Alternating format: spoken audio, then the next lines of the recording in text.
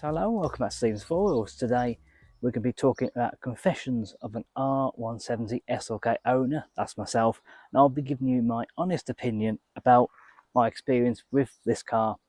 And at the end I'll be telling you whether I'd actually recommend it to other people. Now it's worth noting before we go too much into this video that this episode is purely based on my experiences of this car. Some people out there might have had absolutely terrible experiences with their R170s, so I can't really speak for everyone's experience. I'm just going to give you my experience with this car and summarize how I feel about this car based on my experience. So I think it's important that we actually go back to the very beginning and let's talk about how I actually purchased this car and why I purchased it. Well, I used to work at Mercedes dealer and this car came in as part exchange. I've talked about this quite a few times on my channel, and it came in at £500, and it drove, it seemed really nice car. There's a few issues with it, such as the bodywork. We'll go on a bit more in a minute about how I sort of resolved those issues. But I couldn't say no to this car. I used to deal with all the part exchange. When they come in, I'll be the first person to see what's coming as part exchange, and I saw this car and I just couldn't say no to it. Now, it's worth noting that I didn't actually ever want an R170 SLK at the time. Actually, an R170 2011 SLK 200. So I didn't particularly need another SLK in my life, to be perfectly honest, nor did I necessarily want a car of this age. However, this car came in and I just felt it needed saving. I felt someone needed to step on this car. So I ended up buying this car from the dealership for £500. I drove it away on a cold November night, and that feels very long ago. And also it feels that this car has changed from night and day, really, from how I bought it, how it looks now. So what needed doing on this car? Well, there's a few mechanical bits. It needed a big service. 2 rear tyres needed replacing. It had things like the MAF sensor, the mass airflow sensor, that was playing up, so you get to about 3,000 revs and the car was really flat after that. So I had a big service done at Mercedes, had 2 new rear tyres, it had some work to the brake lines, had split surface rust, so sanded back, a bit of axle put on.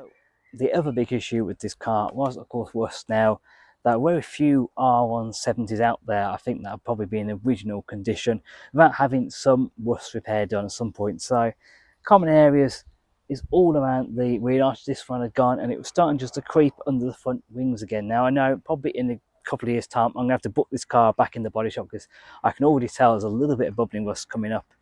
And for me, the best way to deal with that is try and tackle it relatively early. So I know I'm going to have to budget for this car. Every 3-4 years, it's going to have to go down to a local body shop, just have a little bit of work done. So while I was starting to get through the list of things that need doing on this car, it was a little bit of a sort of light project, a little bit of a light project car, this one. And I have to admit, at first, I was really focused on getting those issues sorted on the car and getting the bodywork sorted in particular. I didn't really gel with this car at first. I must admit, I had this car for about the first 6 months I had it. I didn't really gel with it. Now, that's probably partly because it was winter. I wasn't really driving it. I wasn't really enjoying it with the roof down. And I have to admit, I got to sort of about 3 or 4 months down the line. I was thinking, maybe I'll just get this car tidied up and then I'll look at selling it on. Well, if I'd done that, I probably would have regretted it, to be honest, because I absolutely now love this car. Now that it's all tidied up, all sorted, I have so many fond memories of this car. I've also really enjoyed learning more about cars. I've started to do a few little bits and pieces myself. Other things like bodywork, I'll leave that to professionals. I don't happen to have a spare paint booth just lying around that I can just roll the car into, do a load of painting myself. Stuff like service, I generally get that done at a garage. And some of the bigger jobs, like they had new rear pads and discs, I had them done at the garage. Little jobs like the mass airflow sensor, I also replaced the fan control unit as well. Little jobs that I've started to learn, I've started to do myself, and I do feel now more confident in my own ability, and I'm slowly building up to slightly bigger jobs. I don't think we'll ever get to the point where I'm doing full engine rebuilds. I don't think we'll quite get to that point. That's definitely something I'll farm out someone else to do that actually knows what they're doing.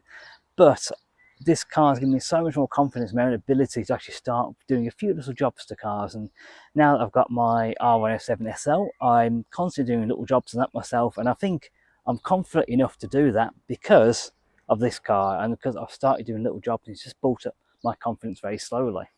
So as with most things, it's not just actually buying this car that's the issue. It's not just paying the money for the car and that's it. There's also the cost of ownership now. Tax and insurance obviously can vary depending on where you live and depending on what country you're in. This one isn't too bad.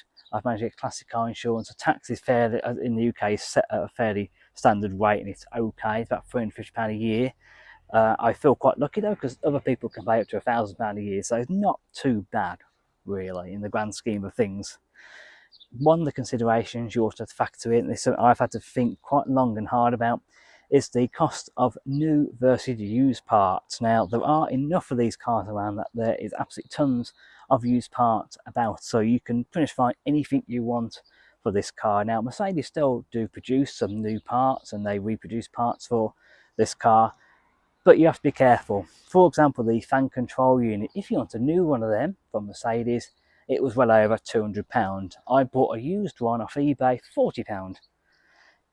The mass airflow sensor, you can buy a used one of those for about £40. However, a brand new one was about £50. If you wanted the Bosch one, which I fitted on here, that was about £70. So I decided to go pay a little bit extra and get the actual Bosch part for this car. So you do have to factor in the cost of new versus used parts, which is something, again, I can now apply to other cars.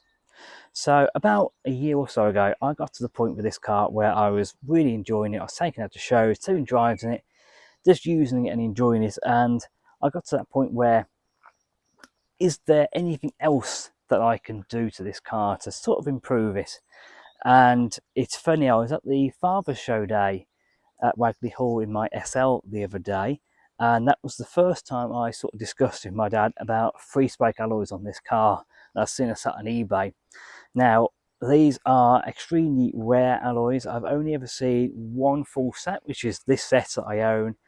I drove up to Telford to go and get them. It's about an hour or so from where I live, and I think I paid £180 for these, and it was off a car that was being dismantled. So I suppose it's quite unlucky for that car, but I've now ended up with quite a unique feature. Now I've had them refurbished since then, and the really good thing about these wheels was that the wheel size was the exact same size as the standard alloys that you get on the R170. So I didn't have to go and pay, £150 a corner, whatever, for some nice premium brand tyres. I was able to swap over the tyres I had already. So that was a really good sort of little bit of an upgrade.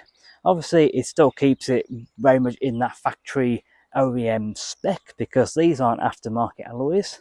Some people think they're aftermarket, but they're not actually. I've got a Mercedes stamp and part number in there, and I've actually seen these being offered as an opera extra in an accessories booklet, in an R170 SLK accessory booklet. So the other upgrade that I've done is the stereo. So I fitted a brand new stereo.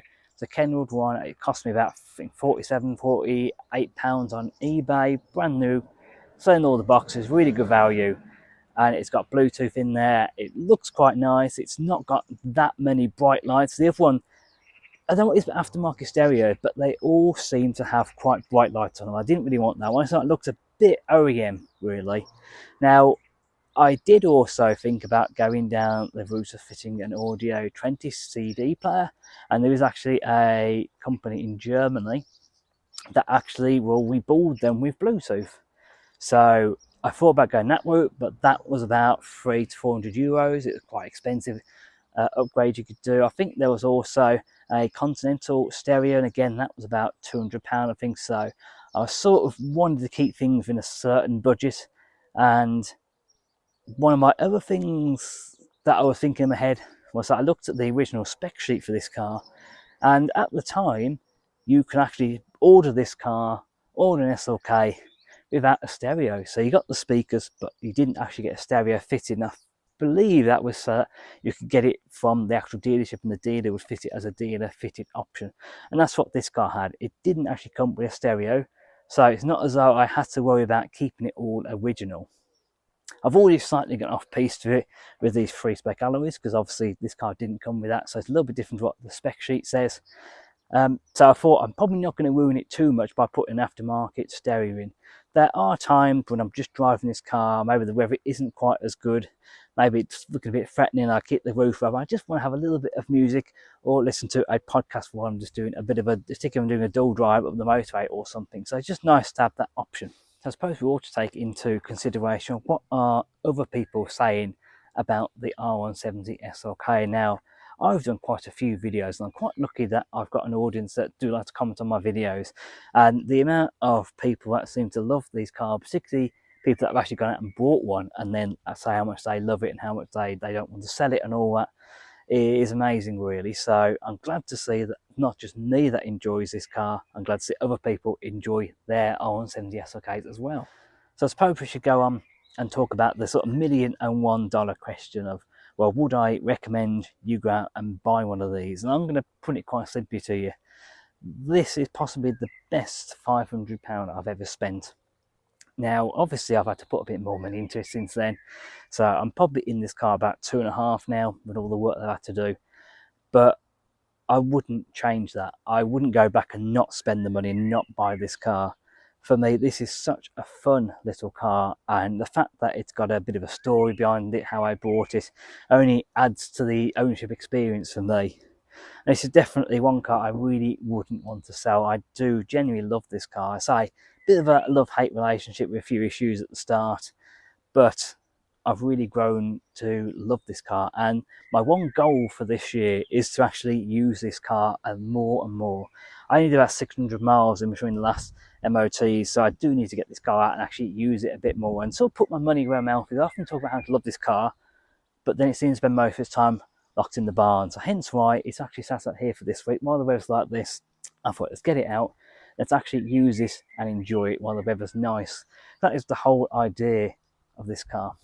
So if you want to find out more about this car in particular, I've done a Project £500 SLK playlist, so you can go and watch all the video right from the very start, right from the, I think it was parked just over there on the drive where I actually did my first video and showed around all the issues and what I'd bought and what my plans were for the car, right to actually being finished, putting the free spokes on, installing the stereos, to the last things that I did. There's also lots of other videos, but this one where I've done a bit of a chat, all about things like, is this the best starter modern classic? I've done a buyer's guide for this car with a lot more information than what I've told you today. So please do go and check those videos out as well. Looking back in hindsight, looking back how much work I've done this car, would I recommend an R170 SLK to you guys? Well, yes, I would, for all the reasons that I've spoken about. I thoroughly love this car, so it's definitely one that's going to be staying with me for a little while, this one. Hopefully it seems to enjoy its life with me, and it seems to be rewarding me with some trouble-free motoring at the moment. It's just gone through an MOT last week with no advisories, so I'm really pleased with that. For a 26-year-old car with 105,000, I'm perfectly happy with that, to be honest. So yeah, really pleased with this car. So I hope you've enjoyed this episode of Stephen's Falls. Thank you very much for watching. It's going to be goodbye from me, goodbye from the SLK, and we'll see you again very soon. Goodbye.